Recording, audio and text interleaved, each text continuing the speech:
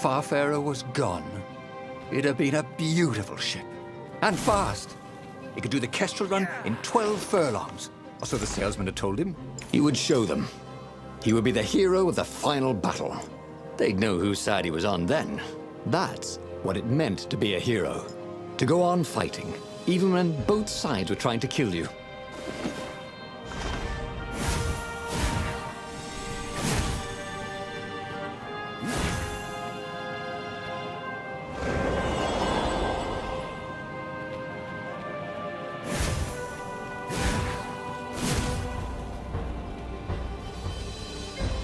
Sorry, mustache, thought Renato.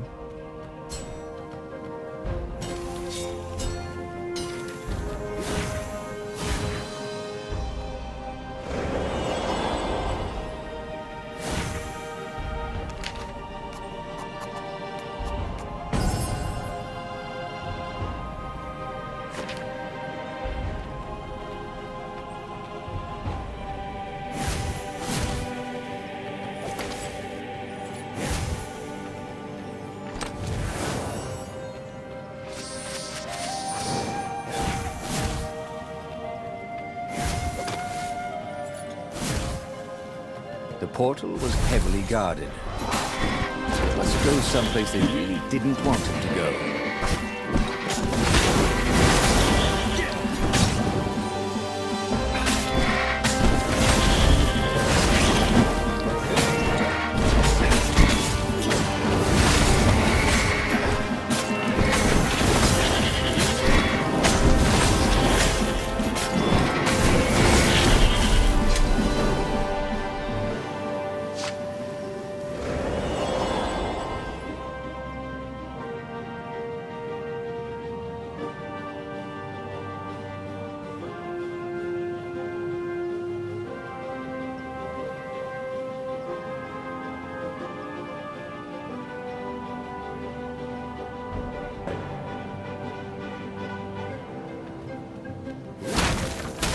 Renata felt a little better.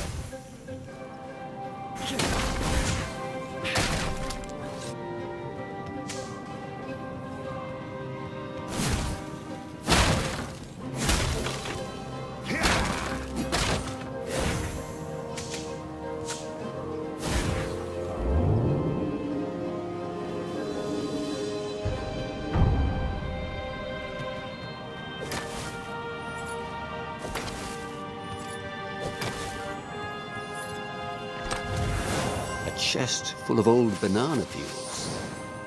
There had to be more. There was.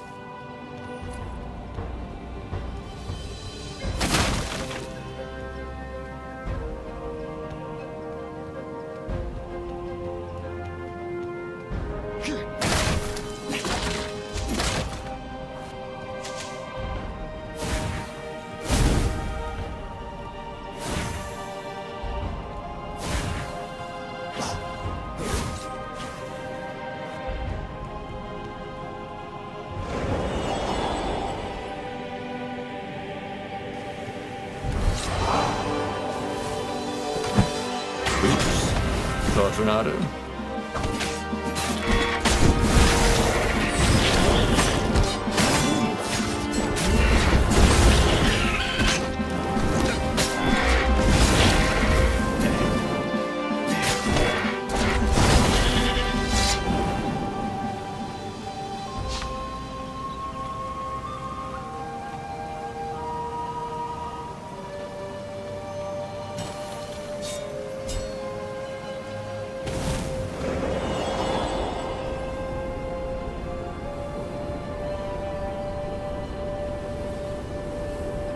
That was always a rush.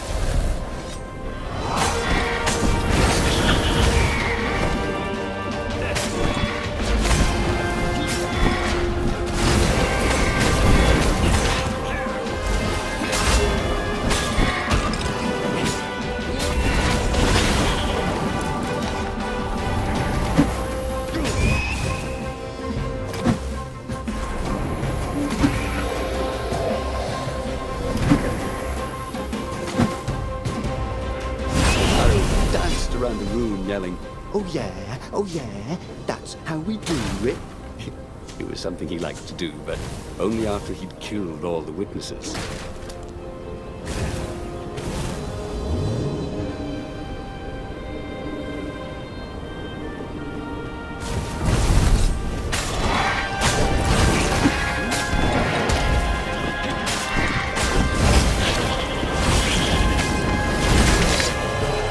There was a radiance at the end of a long, dark tunnel. Mother, he thought.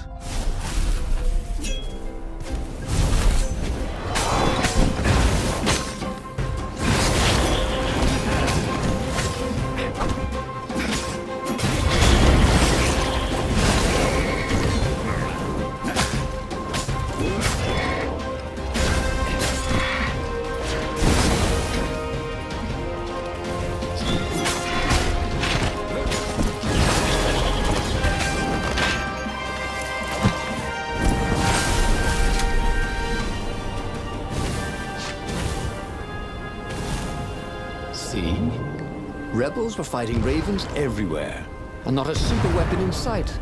No one was summoning giant murder bears out of the clouds. There were no locusts, no rain of fire. Something blew up nearby, and Renato decided it was not time to stop and ponder. Just as well. He liked acting much better than pondering.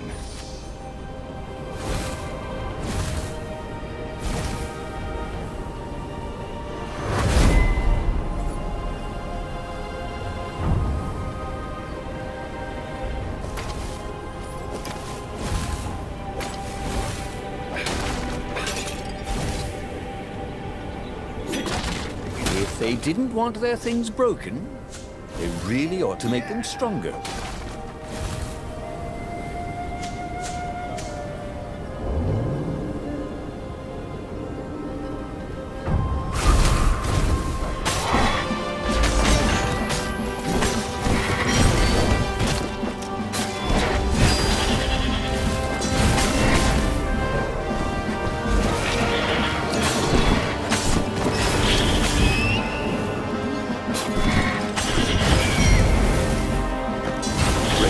Smell any better dead, Renato thought.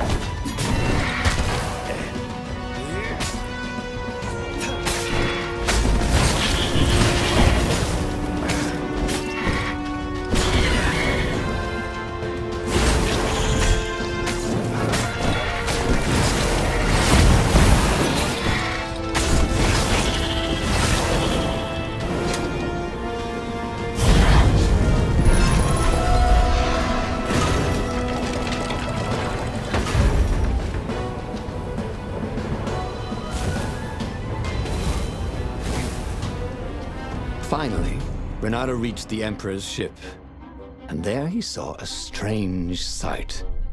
Zenobia being led in shackles by Lapino with a squad of ravens. What? Lapino was working with the ravens? Was he some sort of traitor?